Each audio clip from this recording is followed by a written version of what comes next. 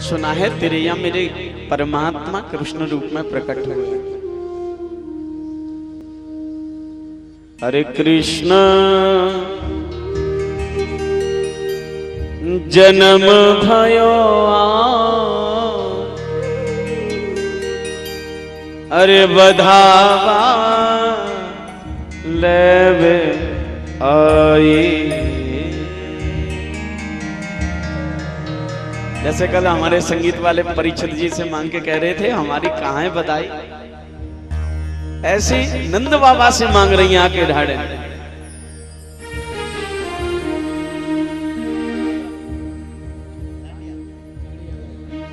हरे कृष्ण जन्म भयो बधावा लेवे आई। कृष्ण जन्म भयो बधावा लेवे आई। कृष्ण जन्म भयो बधावा लेवे आई। कृष्ण जन्म भयो बधावा लेवे आई। लेवे आई सखी लेवे आई। लेवे आई सखी लेवे आई। लेवे आई सखी लेवे आई। लेवे आई सखी लेवे आई। लेवे आई सखी लेवे आई। लेवे आई सखी लेवे आई। कृष्ण जन्म भयो बधावा लेवे आई। कृष्ण जन्म भयो बधावा लेवे आई।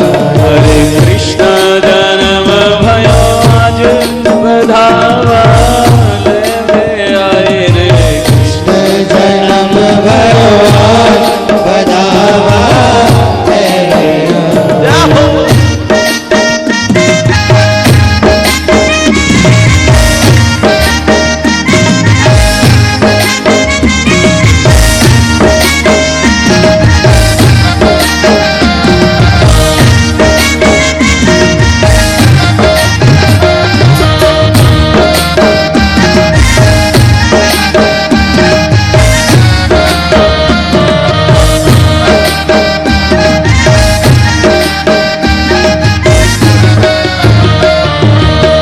साड़ी भी लूंगी मैया लहंगा भी लूंगी।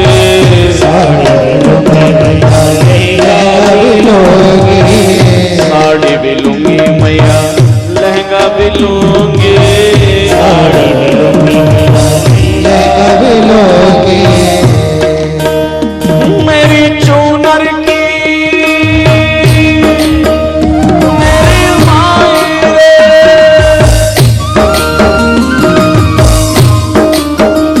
मेरी चूनर की मैया मेरी चूनर की मैया मेरी चूनर की मैया मेरी दो रंगाई बधावा ले आई।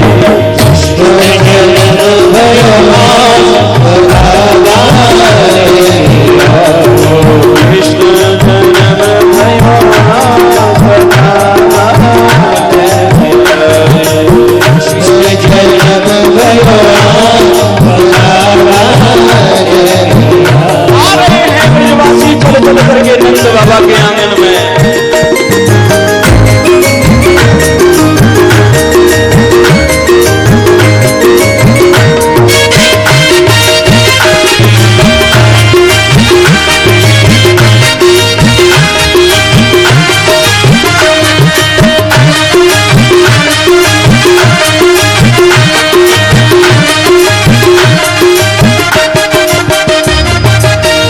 हरवा भी लूंगे मैया कंगन भी लूंगे। हरवा भी लूंगी मैया कंगन भी लूंगी। हरवा भी लूंगी मैया कंगन भी लूंगी। हरवा भी लूंगी मैया कंगन भी लूंगी। हरवा भी लूंगी मैया कंगन भी लूंगी। हरवा भी लूंगी मैया कंगन भी लूंगी। कुंडल की मेरे कुंडल की हारी मैया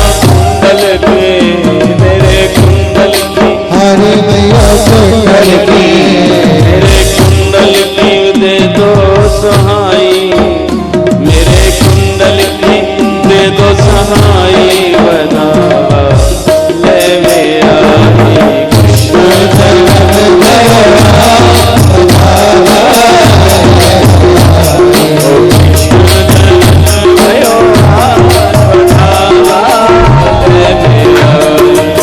कृष्ण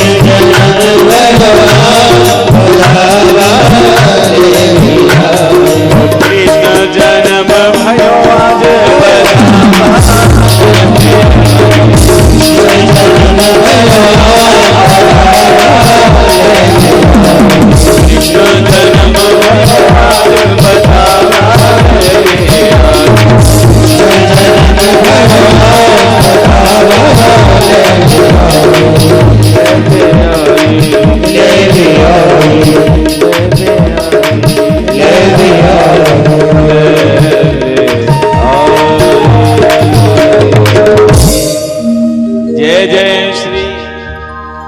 नंद के लाला की जय। खूब नंद उत्सव मनाया। गोपा परस्परम हिष्टा दधि दधिक्षीर घृतांबुभि आसिंचन्तौ विलिम्पन्तौ नवनीतेश्चः चिच्छुपे। गोपाः परस्परम, ये जितने ब्रज के ग्वाल वाल गोपियां हैं आपस में परस्पर मिल करके क्या कर रहे हैं? आसिंचन्ति दधिक्षीरे, एक दूसरे पर दधी फेंक रहे हैं। और वो भी ऐसे नहीं, उसमें दधी में हल्दी मिलाकर के एक दूसरे पर छी रही, दूध एक दूसरे पर छिड़क रहे हैं। अब कोई जगरार की तरह तो माहौल था नहीं कि यहाँ सब पे गुलाल था। हमें तो मालूम भी नहीं था कि यहाँ के लोग गुलाल लेके आएंगे। अंधेरा कर दिया लोगों ने उड़ा उड़ा के। इतने आनंद में डूब, हमारे कीबोर्ड वाले भैया का कीबोर्ड बचाना मुश्किल हो गया।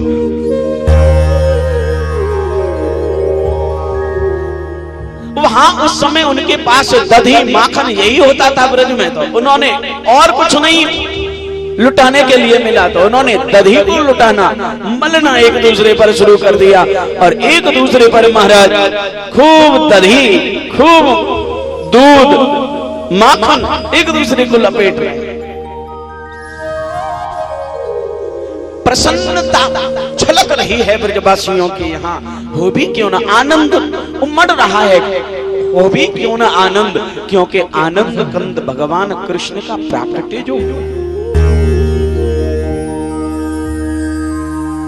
इसलिए सभी लोग, तुमने देखा होगा कोई ये कहता सुना है तुमने कि नंद के कृष्ण भय जय कन्हैया लाल की। सब लोग क्या कहते हैं? नंद के आनंद भय जय कन्हैया। सबको आनंद की अनुभूति है, इसलिए सब आनंद में झूम रहे हैं। और नंद बाबा की क्या दशा है? नंद स्वात्मज उत्पन्ने जातहला दो महामन आहुई विप्राण वेद ज्ञान स्नातिर सुचिर अलंकृत। बड़े मर्म की बात है महाराज जी, सुनिए। 10वें स्कंद की प्रथम अध्याय का 5वां श्लोक, वो क्या कहता है कि नंदस तो आत्मजोत्पन्ने जातहलादो महामनः।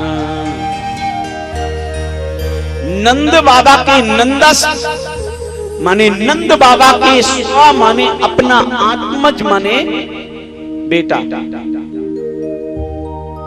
देखो शायद कुछ लोग आज एक बड़ी अद्भुत बात सुने, पहली बार सुने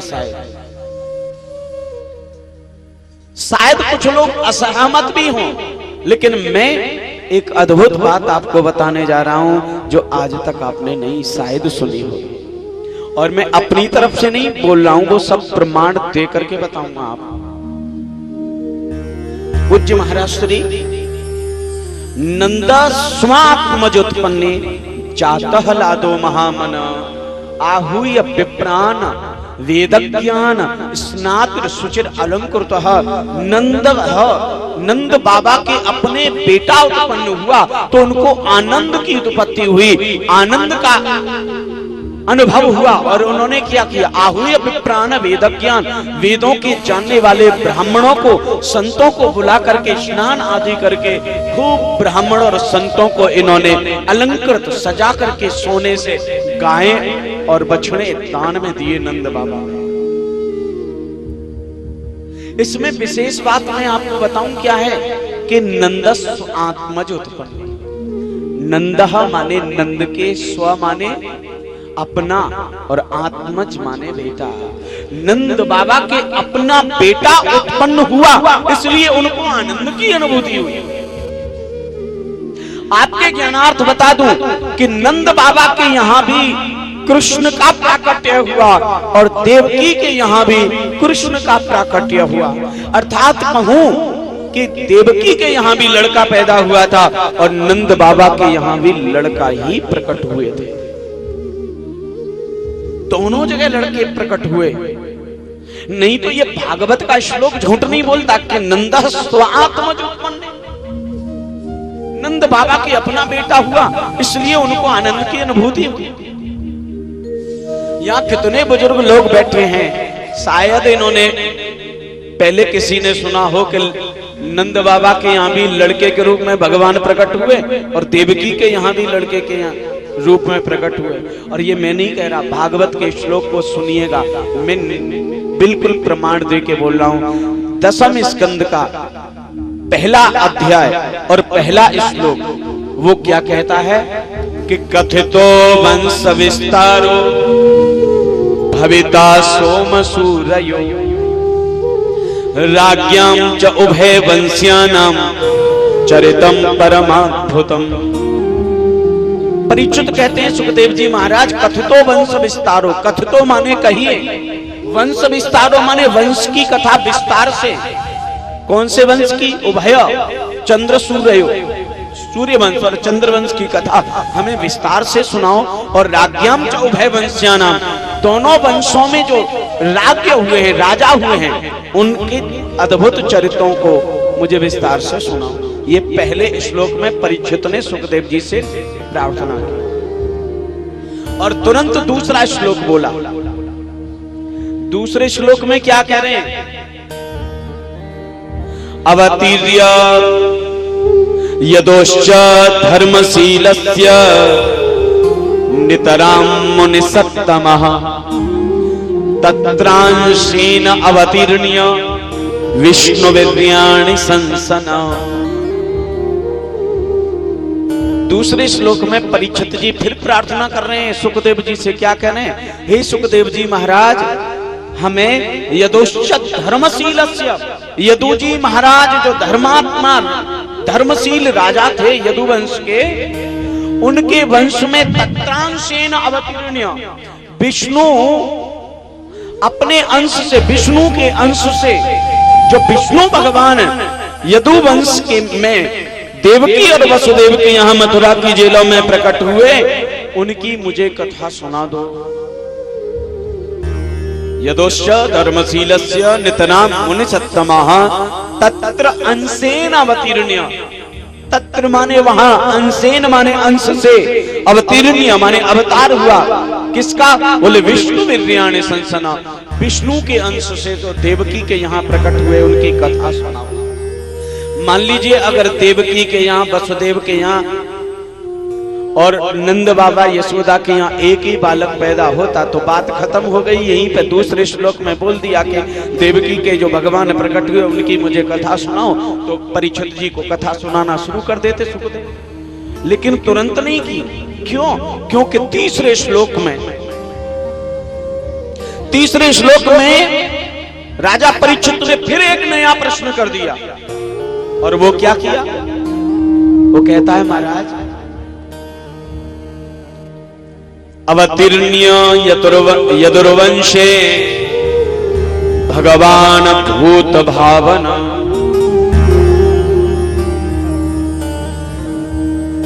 देखो कितनी गहराई से समझना इस बात।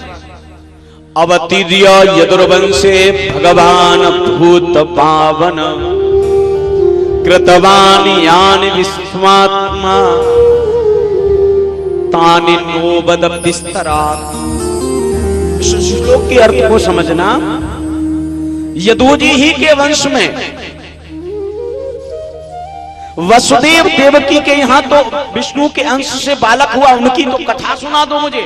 लेकिन यदुजी के ही वंश में नंद बाबा और यशोदा मैया के यहां कौन अवतीर्य भगवान भूत भावन, जो भूत भावन भगवान गोलोकवासी भगवान कृष्ण हैं, जो यशोदा और नंद बाबा के यहां प्रकट हुए।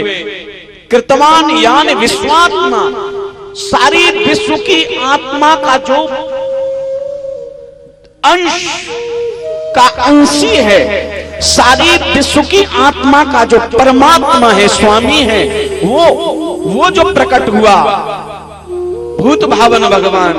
ताने नो बद बिस्तरा, ताने माने उसकी, बद माने कहो, बताओ कथा कैसे, बिस्तरा यानी विष्णु के अंश से देवकी के यहां पर जो बालक प्रकट हुआ, तत्रांशेन अवतीर्ण्य विष्णु विद्यानि संसन। देवकी के यहां विष्णु के अंश से जो बालक प्रकट हुआ, उनकी तो कथा सुनाओ। लेकिन स्वयं लीला पुरुषोत्तम भगवान कृष्ण जो यशोदा के यहां प्रकट हुए, उनकी कथा विस्तार से सुनाओ। ये दोनों श्लोक को प्रमाण माना जाए तो ये सिद्ध होता है कि देवकी के यहां भी लड़का हुआ और यशोदा के यहां भी लड़के के ही रूप में भगवान माने। और प्रमाण में आपको दूं इस बात को सिद्ध करने के लिए। दूसरा प्रमाण ये पंचम अध्याय का पहला श्लोक। तीसरा प्रमाण आपने कथा सुनी होगी, गिरिराज जी का जब भगवान ने पूजन कराया तो ब्रजवासियों ने कहा, कन्हैया तुमने ये कहा था कि तुम गिरिराज जी का पूजन करो, ये प्रत्यक्ष प्रकट होकर के भोग लगाएंगे। हम तो यहाँ भोग लगाने के लिए आ गए, लेकिन यहाँ तो कोई देवता दिख ही नहीं रहा, यहाँ तो पत्थर दिख रहे हैं। कन्हैया जी बोले, ब्रजवासियों थोड़ी आंखें बंद करो, अभी भगवान प्रकट होते हैं। और जब ब्रजवासियों ने आंखें बंद की, थोड़ी देर बाद ही कन्हैया बोले खोलो। और जब ब्रजवासियों ने खोला तो क्या देखा, कन्हैया जी जो स्वरूप में थे वैसे ही स्वरूप में एक गोवर्धन गिरधारी प्रकट हो गए और कह रहे हैं, ब्रजवासियों लाओ, मैं लगाऊंगा तुम्हारा भोग।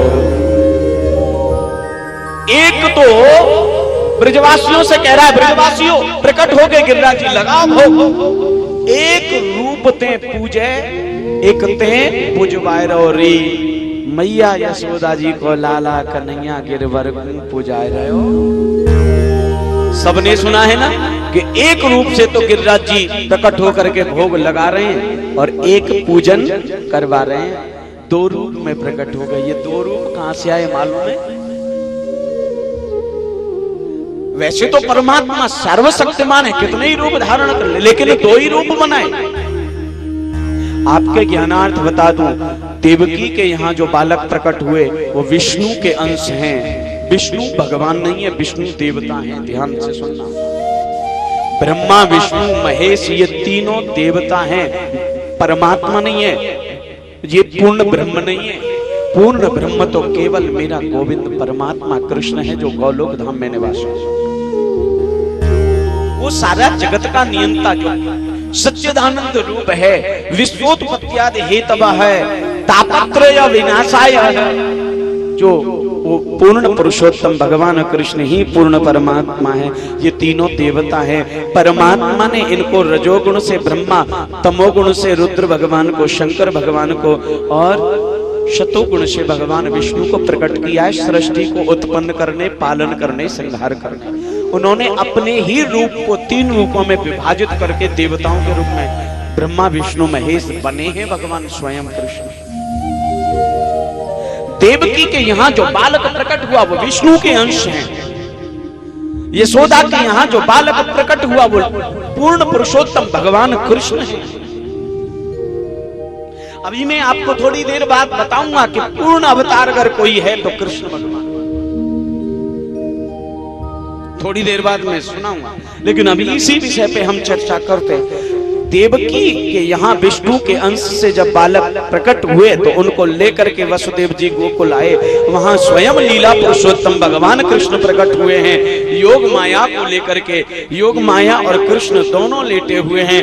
वसुदेव जी ला करके उस बालक को जैसे ही रखते हैं, ये दोनों बालक जो विष्णु के अंश हैं और जो लीला पुरुषोत्तम स्वयं परमात्मा कृष्ण है, दोनों स्वरूप एक हो जाते हैं और योग माया को लेकर के कंस चले जाते हैं। और जब जब लीला में जरूरत पड़ी है, ये दोनों रूप अलग हुए हैं। गिरिराज जी की पूजा में दोनों स्वरूप अलग अलग हो गए। और तो और बंधुओं, जब भगवान कृष्ण मथुरा को जा रहे थे ना, तो ये ब्रज की गोपियां आके रथ के आगे लेट गईं और इन्होंने कहा, प्रभु अभी अभी तुमने हमें स्वरूप ज्ञान कराया और अभी हमें छोड़ के जाते हो, हम जाने नहीं देंगे। तुम्हें अगर जाना ही है हमें छोड़ के, तो हमारे शरीर पर से अपना रथ निकाल दो, हम मर जाएंगे, लेकिन तुमको जाने नहीं।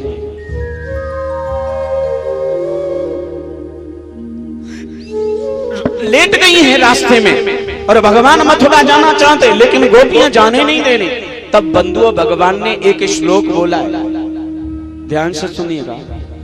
भगवान कृष्ण को अपना पूर्ण परिचय देना पड़ा गोपियों को, और गोपियों से कहा, हे गोपियों तुम रास्ते से हट जाओ, मैं ब्रज को छोड़ के नहीं जा रहा हूं। वृंदावनम परित्यज्य पादमेकम न गच्छति। वृंदावनम परित्यज्य, वृंदावन को छोड़ करके पादमेकम न गच्छति, एक पैर भी मैं आगे नहीं बढ़ाऊंगा, मैं नहीं जाऊंगा। तुम रास्ते को छोड़ दो, मैं नहीं जा रहा हूं ब्रज को छोड़ के, मैं तो ब्रज में रहूंगा। ब्रज को छोड़ के जो जा रहा है ना, वो कौन है मालूम है? वही जा रहा है जो मथुरा से आया है। विष्णु का अंश जाएगा, मैं लीला पुरुषोत्तम कृष्ण ब्रज में ही रहूंगा। यानी स्वयं भगवान ने कह दिया कि मैं ब्रज में ही रहूंगा, ब्रज छोड़ के। और हमारे कितने भक्तों ने सुना होगा, कितने भक्त आज भी ये मानते हैं कि हमारे ब्रज में तो भगवान कृष्ण आज भी विराजमान है। एक निधिवन नाम की जगह है, कहते हैं शरद पूर्णिमा के दिन आज भी भगवान वहां रास लीला करने के लिए वृंदावन में आते हैं। सुना है कि नहीं सुना है? निधिवन नाम की जगह में आज भी भगवान गिरिराज पूजन करने, रास करने के लिए आते हैं।